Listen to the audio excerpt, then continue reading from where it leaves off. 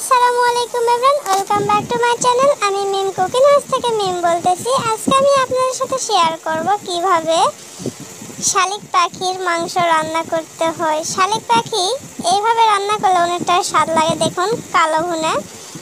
গরুর মাংস খেয়েছেন কালো ভুনা, মুরগির মাংস খেয়েছেন কালো ভুনা। এবার আমি শালিক পাখি কালো ভুনা করে দেখাবো অনেকটা সহজভাবে। এইভাবে যে রান্না করেন অনেকটা টেস্ট হবে। তাহলে চলুন শুরু করা যাক। এখানে আমি শালিক পাখি কেটে নিয়েছি। দেখুন, আমি এখন রান্না চলে যাচ্ছি।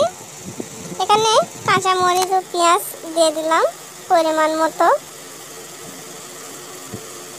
যে যেরকম দিতে পারেন, এর চেয়ে বেশি দিতে পারেন। এখন আমি তেল দিয়ে দিচ্ছি।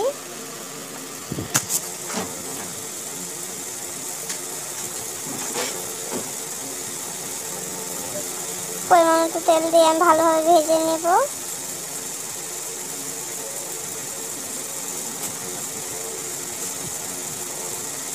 ভালোভাবে আমার ভেজে নেওয়া হয়ে গেছে। আমি এখানে আদা রসুন বাটা 1 চা চামচ দিয়ে দিলাম, স্বাদ মতো লবণ দিয়ে দিলাম,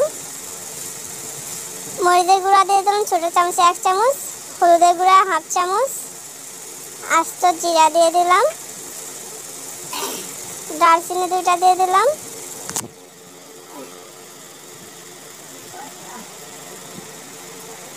কালো ফল 1টা দিয়ে দিলাম। এখন আমি মাংসের মশলা দিয়ে দিলাম, ভালোভাবে নেড়ে চেড়ে নেব ভেজে।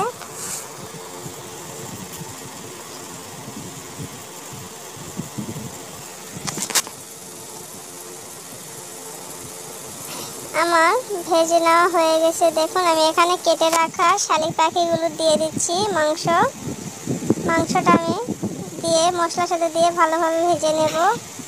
কিছুক্ষণ ভালোভাবে ভেজে নিতে হবে।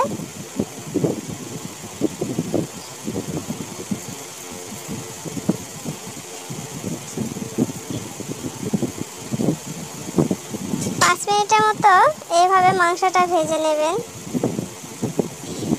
এখন আমি 1/2 কাপ পানি দিয়ে দিচ্ছি সেদ্ধ হওয়ার জন্য। ঢেকে দিচ্ছি। ফিরে আসলাম কিছুক্ষণ পর। দেখুন, অনেকটা পানি কমিয়ে এসেছে। এখন আমি ভালোভাবে এভাবে নাড়তে থাকবো।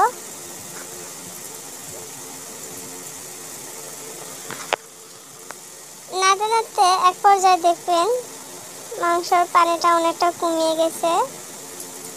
দেখুন, এখন আমি কিছুক্ষণ ভেজে নেব। আবার একটু তেল দিয়ে দিচ্ছি। কিছুক্ষণ এভাবে ভেজে নেব। দেখুন, মাংসটা কালো কালো হয়ে গেছে। মুরগির মাংসটা এইভাবে ভাজি আমরা। দেখুন, আপনারা তো সবাই মুরগির মাংস ভাজি খেয়েছেন। আজকে শালিক পাখি ভাজি। দেখুন দেখুন আমার রান্নাটা হয়ে গেছে। কতটা সুন্দর হয়েছে দেখুন বন্ধুরা। আমার রান্নার ভিডিও যদি আপনাদের কাছে ভালো লাগে তাহলে লাইক কমেন্ট শেয়ার করবেন আর সাবস্ক্রাইব করে আমার পাশে থাকবেন বন্ধুরা। দেখুন, অনেকটা সহজভাবে আমি আপনাদের রান্না করে দেখালাম। আল্লাহ হাফেজ।